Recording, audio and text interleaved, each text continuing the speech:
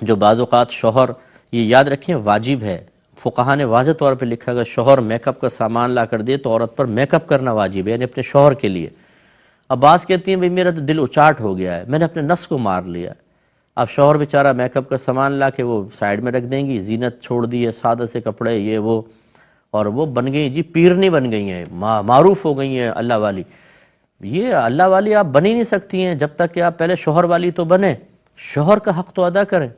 ہم نے آپ کو بخاری کی روایت سنائی، نبی کریم صلی اللہ علیہ وسلم نے ارشاد فرمایا کہ عورتوں تم کثرت سے صدقہ کیا کرو، کیونکہ میں نے تمہاری بہت بڑی تعداد کو جہنم میں دیکھا ہے، تم میں سے اکثر کو جہنم میں دیکھا، سرکار نے فرمایا۔ تو عورتوں نے عرض یا رسول اللہ کس وجہ سے؟ سرکار نے فرمایا اس لیے کہ تم ناشکری کرتی ہو۔ عرض یا رسول اللہ کیا اللہ تعالیٰ کی ناشکری؟ فرمایا کہ نہیں، شوہر کی ناشکری اور اس کی احسان فراموشی۔ اور پھر سرکار نے فرمایا کہ بعض اوقات ایک شخص ایک طویل عرصے تک اپنی زوجہ کے ساتھ اچھا سلوک کرتا ہے، لیکن پھر وہ اس سے کوئی ناگوار چیز دیکھتی ہے تو کہتی ہے کہ تو نے میرے لیے کیا ہی کیا ہے۔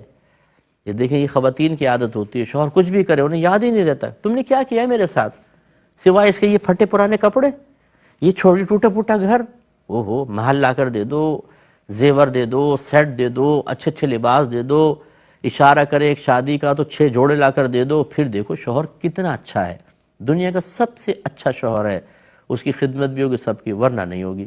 یہ رویے ہماری بہنوں کے غلط ہیں، یہ پتہ نہیں کس نے پٹی پڑھائی ہے جو اس طرح کے معاملات ہو جاتے ہیں۔ تو خلاصہ کلام یہ کہ بہرحال جب شوہر زینت کا کہتا ہے تو عورت کو زینت کرنی چاہیے۔ شادی کے بعد عورت کا مسکرانا، اس کا میک اپ، اس کا لباس، اس کے جذبات، احساسات، فیلنگز، اس کے ذہن میں آنے والے کسی مرد کے خیال وہ صرف شوہر کا ہونا چاہیے، اور یہ تمام چیزیں شوہر کی ہونی چاہیے۔ تو اب اس لیے مطلب یہ کہ شوہر اگر چاہتا ہے تو اپنے آپ کو سنوار کر رکھے عورت۔ اور ہماری بہت ساری بہنیں ایسی ہیں جو کہتی ہیں مفتی صاحب ہمارا شوہر جو ہے وہ غیر عورتوں کی طرف مائل ہو گیا ہے۔ سوال پیدا یہ ہوتا ہے کیوں ہو گیا ہے؟ میں اکثر یہ کہتا ہوں کہ بہن آپ ٹھنڈے دل سے غور کریں، اس میں آپ کی کوتاہی کا دخل تو نہیں ہے۔ تو جو بہت سارے کیسز سامنے آئے ہیں وہ ایسے بھی آئے ہیں کہ بیوی توجہ نہیں کر رہی ہے، شوہر آ رہا ہے وہ اپنے ڈراموں میں لگی پڑی ہیں، اپنے اور کام دھندوں میں لگی ہوئی ہیں، شوہر کچھ اچھی بات کرنا چاہتا ہے، کچھ جذبات شیئر کرنا چاہتا ہے، وہ کہتی ہے میرے پاس ٹائم نہیں ہے۔ یہ کیا تم بچے بڑے ہو رہے ہیں تم چونچلے کر رہے ہو، الٹی سیدھی باتیں کر رہے ہو۔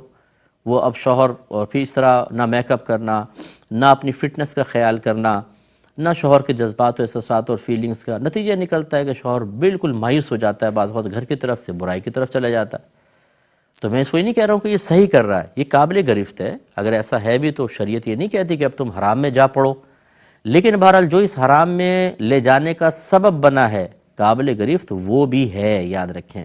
اس لیے خواتین کو چاہیے کہ اپنے شوہروں کو اپنا بنانے کے لیے اپنے مزاج میں نرمی پیدا کریں، اظہار محبت ہونا چاہیے، شوہر کے جذبات، احساسات، فیلنگز کا خیال ہونا چاہیے، اور اپنے آپ کو سنوار کر رکھیں، میک اپ کریں۔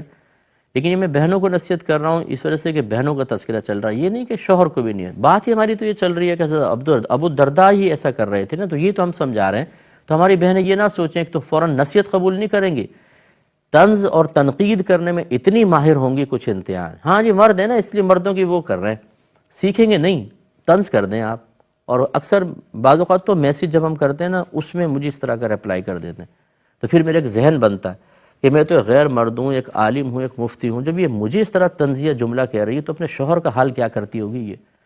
میرے ذہن میں تو فوراً ایک نیگیٹو چیز آتی ہے کہ یہ اپنے شوہر کا تو کیا اس نے دماغ خراب کر رکھا ہوگا۔ ایسی بہنوں کو ذرا سوچنا چاہیے، آپ کی زبان سے نکلنے والے الفاظ شوہر کو ہرٹ تو نہیں کر رہے، ایسے شوہر کو سوچنا چاہیے آپ بیوی کو نہیں تنگ کر رہے۔